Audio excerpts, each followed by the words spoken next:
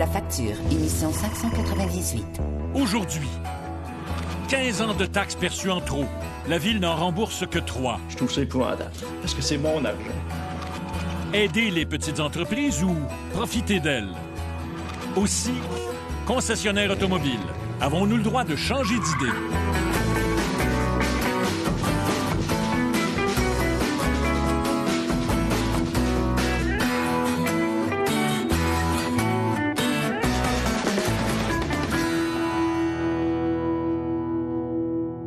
Bonsoir, bienvenue à La Facture. Il y a un proverbe qui dit « La loi est dure, mais c'est la loi ». Mais dans certains cas, il faudrait sans doute dire « La loi est injuste, mais c'est la loi ». Quand un gouvernement, quel qu'il soit, commet une erreur coûteuse pour un citoyen, on s'attend au moins à ce qu'il la répare. Mais comme vous allez le voir, la loi offre des cachettes ou même une ville. N'hésite pas à s'engouffrer.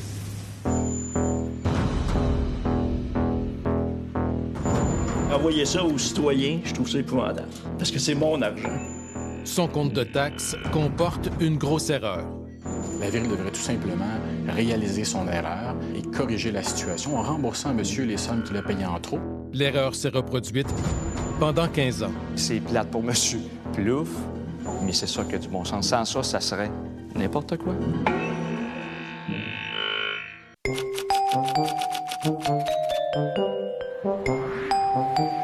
Cette lettre de la Ville de Montréal aurait dû réjouir son destinataire car elle contient un chèque inattendu de plusieurs milliers de dollars. Michel Plouffe est propriétaire d'une maison située sur un coin de rue. C'est un citoyen modèle, bénévole dans son quartier, qui entretient même à ses frais ce terrain qui appartient pourtant à la Ville de Montréal. Mais lorsqu'il a décacheté l'enveloppe, son amour pour sa ville s'est volatilisé. Quand tu reçois une lettre comme ça, là, c'est comme toute ton illusion, tout tombe. La lettre lui apprend qu'il a été victime d'une erreur lors de l'imposition de la taxe à l'amélioration locale. Puis là, j'avais un beau chèque de 3 359 $. Mais il ne donne pas de détails, là. Le pourquoi. Il ne donne rien.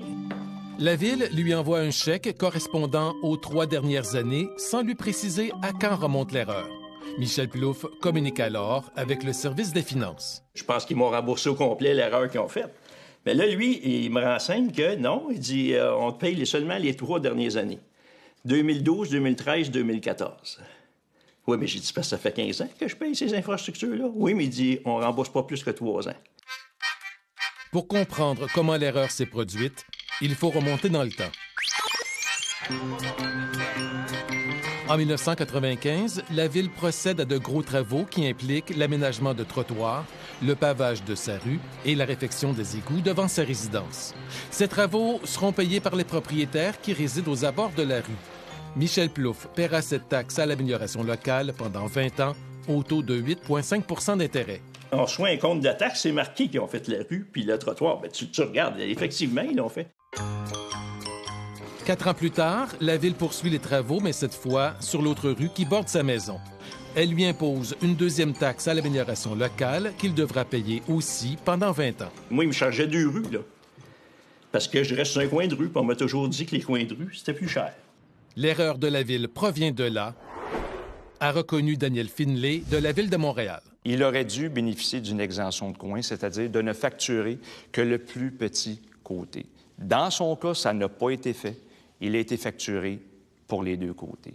Donc, on a eu un contrôle qui n'a pas fonctionné dans son cas. Pendant 15 ans, Michel Plouffe a payé une des 2 taxes à l'amélioration locale pour rien, soit 15 960 $.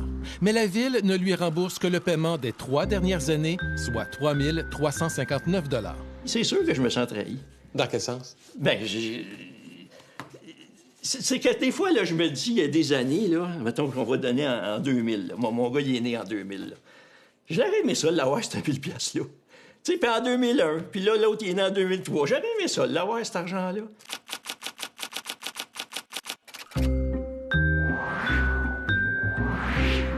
Dans une deuxième lettre que la Ville lui a envoyée, le responsable des finances explique que c'est en vertu de l'article 29-25 du Code civil qu'ils ne peuvent lui rembourser la totalité de la somme. Cet article précise qu'il y a prescription de 3 ans, c'est-à-dire qu'on ne peut remonter plus loin dans le temps. La façon d'être le plus équitable possible aux citoyens, c'est de respecter la loi. En dépit du gros bon sens. Le gros bon sens, comme vous dites, c'est de traiter tous les dossiers de la même façon à la lueur de la loi. C'est ça, pour moi, le gros bon sens. Écoutez, c'est scandaleux, tout simplement. Cette position non négociable de la Ville met en furie le président de l'Association des propriétaires du Québec. La Ville de Montréal se cache derrière une disposition du Code civil du Québec, alors qu'elle devrait respecter ses obligations. Je dirais qu'au-delà des obligations d'un citoyen normal, la Ville devrait montrer l'exemple. Elle a fait une erreur, qu'elle compense monsieur, ça veut dire le rembourser, lui rembourser les intérêts qu'il aurait, lui, dû payer sur cette somme-là. Et c'est clair, la Ville doit réviser cette décision-là immédiatement. Je réclame le 15 ans que j'ai payé pour rien. Qu'à cause d'une erreur d'un fonctionnaire de la Ville. Je suis plus confortable à respecter la loi. Pas mal plus confortable. Qu'à corriger cette erreur-là. Elle est corrigée. Selon la loi, oui. Allez en cours demain matin, le juge va vous dire, on a corrigé correctement. Michel Plouffe pourrait faire valoir au juge que l'erreur de la Ville était indétectable de sa part. Mais de nombreux jugements indiquent que le délai de prescription de 3 ans pourrait néanmoins s'appliquer, comme le fait la Ville de Montréal. C'est plate pour M. Plouffe, mais c'est ça qui a du bon sens. Sans ça, ça serait n'importe quoi. Je le donne à qui? Je le donne à M. Plouffe parce que, bon, c'est un bon citoyen. Je le donne pas à une compagnie parce que, bon, c'est une compagnie. Je peux pas faire ça. Mais le gros bon sens pourra-t-il finir par triompher? Nous profitons d'une conférence de presse pour interpeller le maire de Montréal, Denis Coderre. À vos yeux de maire, est-ce que c'est acceptable que la Ville ne lui rembourse pas les 12 000 $ qu'elle lui doit? Je trouve ça dommage. Je trouve ça triste. Je remarque que quand même, on a réalisé une erreur et on a quand même envoyé un chèque des 3 dernières années. Vous qui vous réclamez souvent du bon sens, trouvez-vous que ça a du bon sens que la Ville ne corrige pas entièrement l'erreur qu'elle a elle-même commise? Le gros bon sens veut dire aussi respecter dans un cadre légal. C'est triste, mais il y a le Code civil qui est rattaché à ça. Il y a même de la jurisprudence qui est rattachée à ça. Donc, je pense qu'il faut s'en tenir au contentieux. On est dans une société de droit. C'est triste. Michel Plouffe va continuer de s'impliquer dans la communauté. Malgré cet épisode, il a conservé son sens de l'humour. Tu sais, quand il dit, là, dans la publicité, là, aux familles, venez rester à Montréal, il devrait marquer en bas, mais si on fait une erreur, là, on vous rembourse pas. On va mieux vous avertir. Il devrait l'écrire au moins un petit caractère en bas de l'annonce. Michel Plouffe n'a peut-être pas perdu le sens de l'humour, mais il ne le prend pas. Pour l'instant, il a communiqué avec l'ombudsman de la Ville de Montréal. De son côté, le conseiller municipal de son district lui suggère de s'adresser aux petites créances. Après la pause, une entreprise sans scrupules s'attaque aux nouveaux entrepreneurs. Il se fait rembourser sa mise de 600 quelques dollars. C'est comme ça qui fonctionne. Wow! Je sais pas si on peut dire ça, mais je trouve que c'est un peu immoral.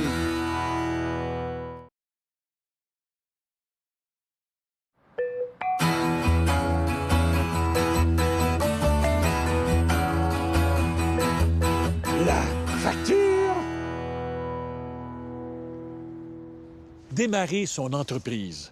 Ceux qui l'ont fait savent à quel point c'est le parcours du combattant. Ça vaut la peine, mais ça prend beaucoup de détermination et d'huile de bras, comme on dit.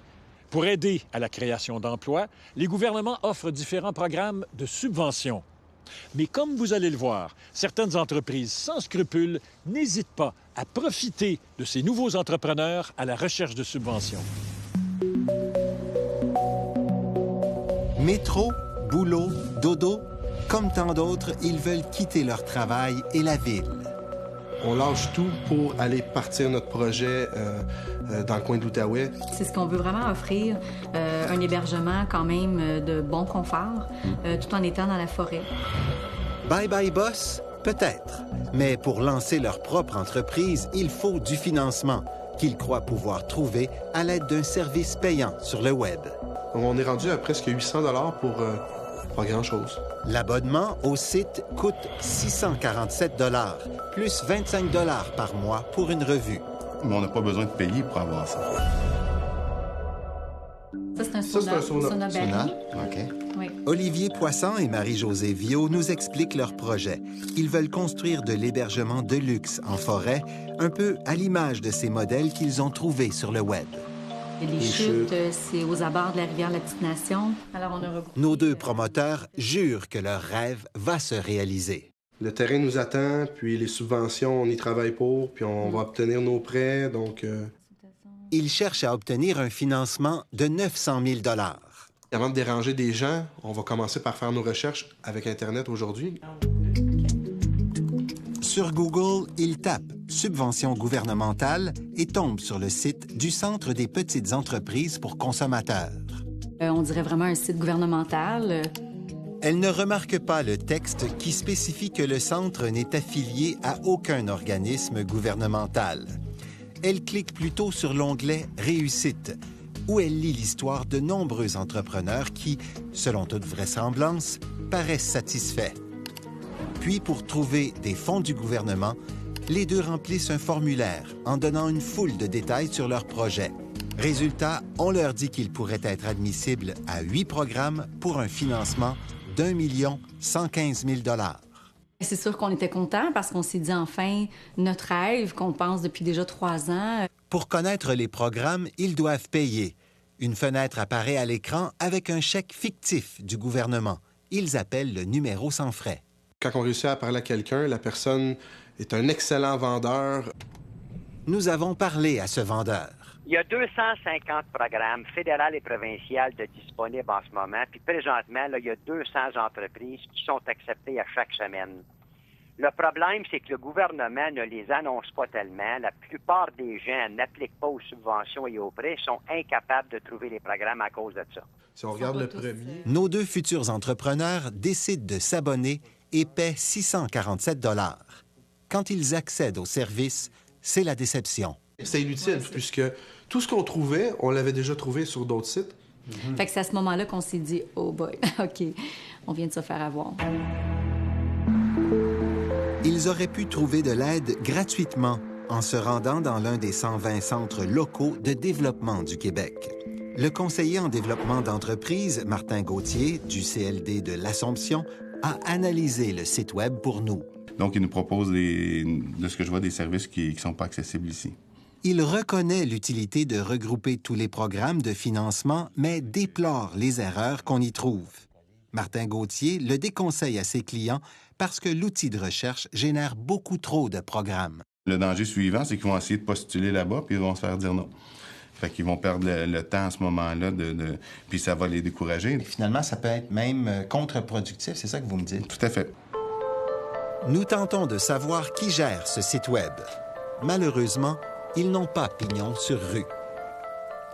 À Montréal, l'adresse n'est plus valide. Et à Ottawa, nous tombons sur un casier postal de UPS. C'est une place où ils ont une boîte postale où la malle est livrée et là redirigée à une autre adresse. Diane Yadeluka, PDG du Bureau d'éthique commerciale à Ottawa, connaît bien le Centre des petites entreprises pour consommateurs. Depuis 3 ans, elle a reçu une 20aine de plaintes à Ottawa et le bureau de Toronto, une 50aine. C'est beaucoup pour une entreprise comme celle-là, oui. C'est pas une grosse entreprise avec des centaines d'employés. Ma première recommandation, ce serait de ne pas travailler avec ces gens-là, de ne pas envoyer de l'argent à ces gens-là pour un produit ou un service, parce que ce service-là est donné aux consommateurs gratuitement à Industrie Canada au fédéral. Mais alors, avec autant de plaintes, comment expliquer la liste des nombreux bénéficiaires publiés sur le site Web? C'est un mensonge. Nous avons appris à la vice-présidente des publications seniors, Francine Tremblay, que son magazine Bel Âge figure dans la liste avec une subvention d'1 200 000 $. Elle n'a jamais été cliente du centre. C'est profiter de la crédibilité du Bel Âge, du nom Le Bel Âge et de bien d'autres qui sont là, il n'y a pas que nous. Puis c'est comme ça endosse leur crédibilité. Puis ça, pour moi, je trouve ça vraiment très dérangeant. Le centre a refusé nos demandes d'entrevue, mais par courriel, il se défend d'induire la population en erreur. Il écrit que le site ne prétend pas être responsable des succès vécus par ses bénéficiaires. Quand on clique sur les hyperliens des bénéficiaires, il est indiqué qu'aucun financement n'a été obtenu grâce à notre centre, sauf si indiqué. Un tout petit texte qui ne convainc pas Francine Tremblay. Ça dégage une impression que le Bel Âge, effectivement, a été appuyé par cet organisme-là pour obtenir une subvention. Mais ce n'est pas tout. L'onglet Réussite, lui, contient les histoires de succès de 78 entrepreneurs qui, eux, sont vraiment des clients du centre. Nous avons contacté 9 d'entre eux. Tous nous ont dit que le site ne les avait pas aidés à obtenir du financement. Comment les histoires de clients insatisfaits peuvent-ils bien constituer des réussites? Cette cliente nous explique le stratagème. Non, je ne l'avais pas lu. Céline Desaulniers s'était abonnée au site Web dans l'espoir d'obtenir du financement pour son conjoint photographe. Sa seule réussite, c'est d'avoir obtenu un emprunt personnel d'une banque. Les centres des petites entreprises pour consommateurs constituent à ce sujet une bonne porte d'entrée. Parce que dans le fond, on est allé à la banque. T'sais, on est allé voir notre institution financière, puis c'est là qu'on a eu le prêt. Fait que c'est juste ça n'a rien à voir avec le centre des petites entreprises pour consommateurs. Ben non. Même si le prêt qu'elle a obtenu n'avait rien à voir avec le centre, elle a accepté de partager son histoire avec un commis qui a rédigé le texte qui apparaît sur le Web, tel que prévu par la politique de remboursement. Il ne nous donne pas le choix de passer par là pour être finalement remboursé. Le centre soutient que tous ses clients étaient satisfaits quand ils ont partagé leur histoire. Les 9 clients à qui nous avons parlé disent le contraire. On s'est dit, on a besoin de cet argent-là, fait que on voulait bien avoir notre 600 $, donc on a accepté de le faire, mais un peu à contre-cœur, en sachant très bien que sûrement qu'elle allait se faire de la publicité avec tout ça. Le texte publié va plus loin que son témoignage en suggérant qu'elle est satisfaite du centre. Il se fait rembourser sa mise de 600 quelques dollars. Quand nous avons expliqué ce procédé à Olivier et Marie-Josée, ils n'en revenaient tout simplement pas. Ils s'étaient fiés au témoignage de réussite. Finalement, cet entrepreneur-là aussi se rend complice, quoi? Je sais pas si on peut dire ça, mais je trouve que c'est un peu immoral. Est-ce que vous le regrettez un peu en y pensant après coup? Oui, pour dire que j'avais pas nécessairement poussé la réflexion aussi loin, là, mais ouais. Olivier et Marie-Josée, eux, ont fait une croix sur leur argent, mais pas sur leur rêve de centre de villégiature perché en forêt.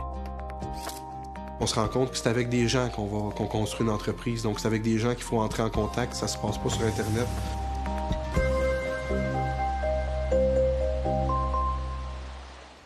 Après notre rencontre, Marie-Josée Viault et Olivier Poisson ont obtenu l'aide du CLD, le Centre local de développement de l'Outaouais.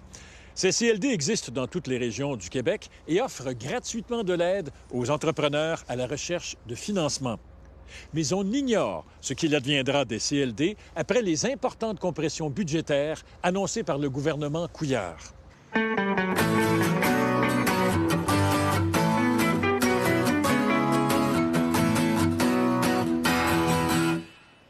Le jeu du vrai ou faux maintenant. Beaucoup de conducteurs auraient de la difficulté à vivre sans la présence d'un GPS dans leur véhicule. Mais est-ce qu'on peut faire tout ce qu'on veut avec cet appareil quand on est au volant? Alors, vrai ou faux, aucune restriction ne s'applique à l'utilisation d'un GPS dans un véhicule. La réponse après la pause.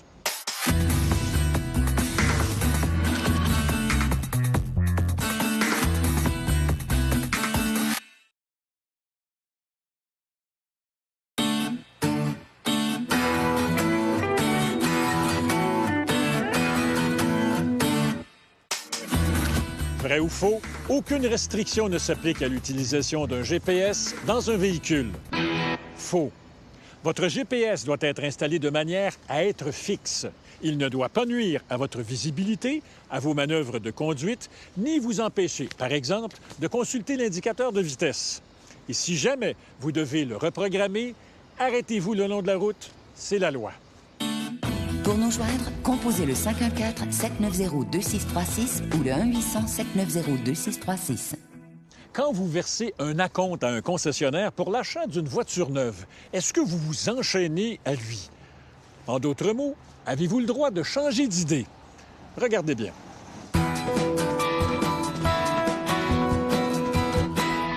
Sylvie choisit l'auto neuve de ses rêves 5 minutes avant la fermeture du concessionnaire. Et bien sûr, elle n'a pas le temps de signer le contrat d'achat et le contrat de financement.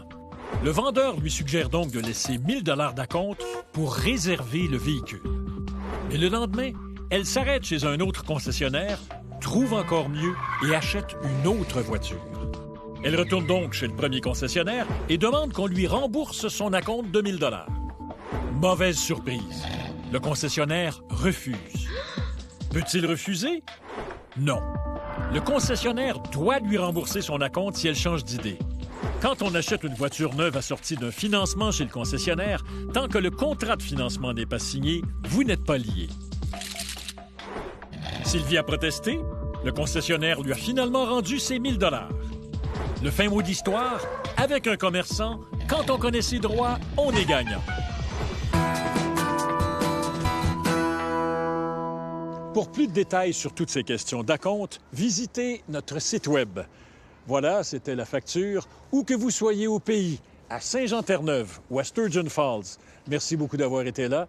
Voici des extraits de ce que vous verrez la semaine prochaine.